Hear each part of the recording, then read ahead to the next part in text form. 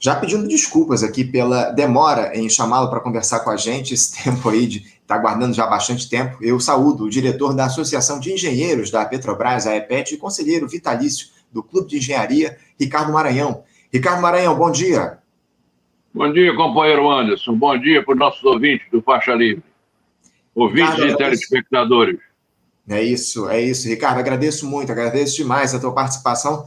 É uma alegria conversar contigo, porque a gente já não dialogava aqui no nosso Faixa Livre há bastante tempo. Agradeço muito você ter se disposto a fazer esse diálogo aqui com a gente no nosso programa. E eu queria começar tratando aqui contigo, o Ricardo, a respeito dessa possibilidade que surgiu aí nos últimos dias de que haja uma alteração na forma de indicação dos diretores da Petrobras. A estatal ela marcou para o próximo dia 30 de novembro uma Assembleia Geral extraordinária, para que os acionistas possam avaliar aí as mudanças no Estatuto Social da empresa propostas pela direção atual e que foram aprovadas pelo Conselho de Administração. Uma dessas mudanças permitiria o fim dos vetos impostos pela Lei das Estatais para indicações de caráter político, algo que fez, na verdade, desabar as ações da Petrobras nos últimos dias. Há anos, Ricardo, a gente faz críticas aqui no nosso programa a respeito dessa excrescência aí, que é a lei das estatais, e eu queria que você nos dissesse como é que avalia essa possibilidade de que a União volte a ter liberdade para indicar quem bem entende para dirigir a nossa principal estatal. Ricardo, como é que você vê aí essa possível mudança na indicação dos diretores da Petrobras? Veja bem, Anderson. Na realidade, você se referiu à lei das estatais. Acho que a lei 13.300 e pouco foi relatada no Congresso Nacional pelo senador Tasso Gereissati. Você se referiu muito bem como uma excrescência.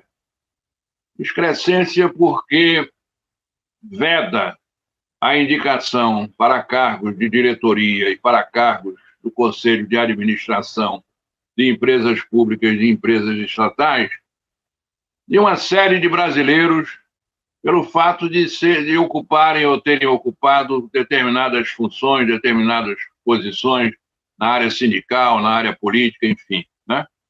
Na realidade, existe no Supremo Tribunal Federal uma ação direta de inconstitucionalidade patrocinada pelo Partido Comunista do Brasil, questionando esta lei. Esta lei é um absurdo, esta lei é a demonização da política. O sujeito que exerce ou exerceu um cargo sindical num determinado sindicato, ou que exerceu um cargo de ministro de Estado, secretário de Estado, secretário municipal, uma série de cargos, ele fica penalizado, ele é excluído da possibilidade de ser aproveitado na administração pública, numa empresa pública, numa sociedade de economia mista e, portanto, a administração pública fica privada de talentos, fica privada de experiência, fica privada, enfim, de condições que permitem o melhoramento da administração pública, né? O que é que nós vemos? Nós vemos esse processo de declaração de inconstitucionalidade. O ministro Ricardo Lewandowski, ele suspendeu determinados dispositivos desta lei das estatais, porque ele considerou que essas restrições, esses impedimentos, essas vedações à ocupação de cargos de diretores ou de administradores de empresas públicas de sociedade de economia mista, como a quebra de princípios constitucionais fundamentais, como o princípio da isonomia. Ele diz que essas restrições impostas pela lei são inconstitucionais porque ferem os princípios da isonomia, da razoabilidade, da proporcionalidade. E o que é estranho é que isto decorra de uma lei votada no Congresso Nacional por políticos. A política ela não pode ser demonizada. Eu, quando saí da Câmara Municipal do Rio de Janeiro, eu fiz um discurso onde eu disse que fora da política não há solução. É a política que define o salário mínimo, é a política que define a verba da educação, a verba da saúde. A política é essencial. O Roberto Dávila tem um programa na televisão onde ele diz que a política é essencial.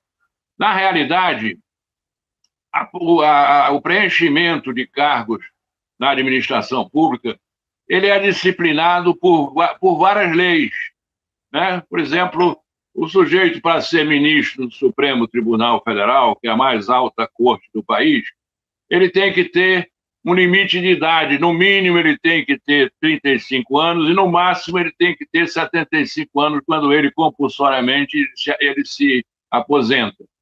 Ele tem que ter notável saber jurídico e reputação absolutamente ilibada, né? De uma maneira geral, em toda a administração pública, o provimento de cargos, funções e empregos públicos permanentes, ele é feito através do concurso público. Um deputado não pode ser deputado com menos de 21 anos, um senador com menos de 35 anos. Aí tem o meu orgulho, o senador Jábara Maranhão, meu pai, que já partiu aos 98 anos, ter sido o senador mais jovem deste país em todos os tempos. Meu pai foi senador aos 38 anos. Então, as leis definem a forma de prover os cargos e funções e empregos públicos no serviço público, na administração, notadamente nas sociedades de economia mista e nas empresas públicas. Mas não há esse tipo de restrição, de vedação discriminatória, odiosa, em relação aos políticos, aos sindicalistas, aos ex-parlamentares, aos ex-ministros de Estado, secretários municipais, etc. Eu vou dar apenas um exemplo de um político liberal, não era um neoliberal, mas era liberal, que presidiu a Petrobras e que, na minha opinião, foi um grande presidente. Eu me refiro ao ex-ministro da desburocratização, ex-ministro do planejamento, Hélio Beltrão. Hélio Beltrão foi o homem que identificou, que elaborou, que detalhou o plano de administração da Petrobras. Ele foi um grande presidente da Petrobras e ele era um prócer na época do PFL, do Partido da Frente Liberal. Ele era um liberal, no entanto, ele foi patriota, ele foi ético, ele combateu os contratos de risco. Enfim, é possível, perfeitamente, é recomendável, é necessário que não haja esse tipo de discriminação. A Petrobras procura fazer uma adaptação do seu estatuto, porque o estatuto foi formulado em função dessa lei de estatais, e ela procura remover do seu estatuto essas vedações absurdas, inconstitucionais, discriminatórias, odiosas, remover no momento em que o Supremo Tribunal Federal aprecia essa ação direta de inconstitucionalidade promovida pelo PCdoB. Eu acho que é uma iniciativa positiva, necessária, e, lamentavelmente, essa entidade amorfa, essa entidade chamada mercado, reage mal a isso como a ocupação de cargos nas administrações públicas, na administração pública, tanto de empresas públicas como de sociedade de economia mista, necessariamente fosse um mal para essas empresas, quando, na realidade, pode ser um bem, desde que essas pessoas indicadas tenham ética, tenham competência, tenham experiência. Ricardo, eu acho que justamente esse rebuliço que a notícia provocou no mercado, eu acho que é a melhor evidência do quão importante é se derrubar de uma vez por toda essa lei das estatais, né? Como você muito bem colocou, não há alternativa fora da política, muito bem colocado. Eu queria trazer uma outra questão aqui já para o nosso papo, Ricardo, porque um outro tema fundamental diz respeito a essa ausência, pela primeira vez na história da Petrobras, de um leilão de partilha do pré-sal. Está marcado aí para o próximo dia 13 de dezembro. A companhia não apresentou os documentos que a qualificariam para participar dessa rodada, mas, segundo o diretor-geral da Agência Nacional de Petróleo, Gás Natural e Biocombustíveis, ANP, o Rodolfo Saboia, essa ausência da Petrobras não enfraquece a concorrência. Esse será o segundo ciclo por blocos no polígono do pré-sal realizado pelo modelo de oferta permanente, o OPP. De acordo com a ANP, 6 empresas estão aptas a apresentar ofertas. A BP, a Chevron, a Petronas, a Qatar Petroleum, a Shell e a Total Energies. Ao todo, a ANP vai leiloar 5 blocos neste segundo ciclo, nas bacias de Santos e também na bacia de Campos. Ricardo, por que a Petrobras não vai participar desse segundo ciclo do leilão do pré-sal. Não é preocupante que a companhia deixe de participar dessa concorrência que vai ser realizada no próximo dia 13? Veja bem, Anderson, como dirigente da Associação dos Engenheiros da Petrobras, nós temos há muitos anos uma posição absolutamente contrária à realização desses leilões. Sejam qual forem os leilões de partilha ou de concessão, nós somos contra isso. E por que nós somos contra? Nós somos contra porque, em primeiro lugar, porque o Brasil é um país autossuficiente na produção de petróleo desde 2016. Em segundo lugar, porque quem descobriu o petróleo no Brasil foram brasileiros do serviço público. Em terceiro lugar, porque a Petrobras, embora seja a caçula das grandes empresas de petróleo, já é a sexta maior empresa de petróleo do mundo. Em quarto lugar, porque demonstrou competência absoluta na descoberta do pré-sal, que é a maior descoberta de petróleo de todo o mundo nos últimos 20 anos. Então, nós somos autossuficientes, nós temos uma empresa competente, temos uma empresa líder mundial em tecnologia, já recebeu 3 prêmios da Offshore Technology Conference, então nós somos contra esses leilões. Nós estranhamos que a Petrobras não participe desse leilão de partilha no próximo dia 13 de dezembro. Não sei exatamente os detalhes desta não participação, mas acho muito estranha e lamentável a posição do senhor Saboia, é um almirante da Marinha do Brasil, hoje ocupando o cargo de diretor-geral da ANP, quando ele diz que a decisão da Petrobras de não participar é uma decisão de empresa, o que é verdade, mas que é um aspecto positivo para ele, no sentido de que mostra à opinião pública que o Brasil não depende mais exclusivamente da Petrobras para realizar esses leilões. É uma declaração absolutamente lamentável, é uma declaração absolutamente absurda. Um diretor de um órgão público da Agência Nacional de Petróleo, um oficial da Marinha do Brasil, se rejubilar, ficar muito feliz da ausência da Petrobras, quando ela deveria, a meu ver, participar, porque é a regra do jogo, ela tem o direito de participar, ela tem o direito de preferência, embora nós sejamos contra esses leilões, pelo menos exercer o direito que tem na regra do jogo. A regra do jogo ideal seria proibir definitivamente esses leilões. Mas a declaração do senhor Saboia é lamentável por isso tudo, por ele ser um oficial da Marinha Brasileira, por ele ser como o diretor-geral de uma empresa, de uma entidade, de uma autarquia pública, ele se rejubilar. A ausência da Petrobras significa que blocos do pré-sal, são 5 blocos, vão ser divididos ou vão ser partilhados ou vão ser leiloados com a participação exclusiva de 5 empresas estrangeiras. Isto é um absurdo, isto é lamentável, e eu acho que a direção da Petrobras tem que explicar, deixar de forma clara a sua ausência nesse processo. Ou ela tem, e certamente tem, um conhecimento que ninguém tem do pré-sal no Brasil, uma experiência, uma competência, um conhecimento, e por isso achou que esses blocos são desinteressantes, o que, para mim, em matéria de petróleo, é muito difícil você, a prioristicamente, definir se é bom ou ruim. Somente a perfuração vai revelar se essas jazidas podem ser consideradas comercialmente exploráveis. Então, é uma precipitação e é lamentável a posição do senhor Saboia, diretor-geral da ANP, uma posição, a meu ver, alienada e entreguista. Eu diria mais, isso é um crime contra a soberania nacional, né, Ricardo? Mais um, diante do que a gente já tem observado ao longo dos últimos tempos, a perda de protagonismo da Petrobras diante dessas ações absurdas que a gente tem visto em relação à nossa principal estatal. É lamentável. Aproveitando essa questão que eu falei de soberania, enfim, é possível dizer, Ricardo, que a Petrobras encerrou, de fato, a política de preço de paridade de importação aqui no nosso país, como garantiu o presidente Lula? A gente tem observado aí algumas variações no preço dos combustíveis nos últimos meses, estão condicionadas ao valor do petróleo, ao preço do petróleo no mercado internacional. Dá para dizer que o PPI foi de fato encerrado no nosso país, ô Ricardo?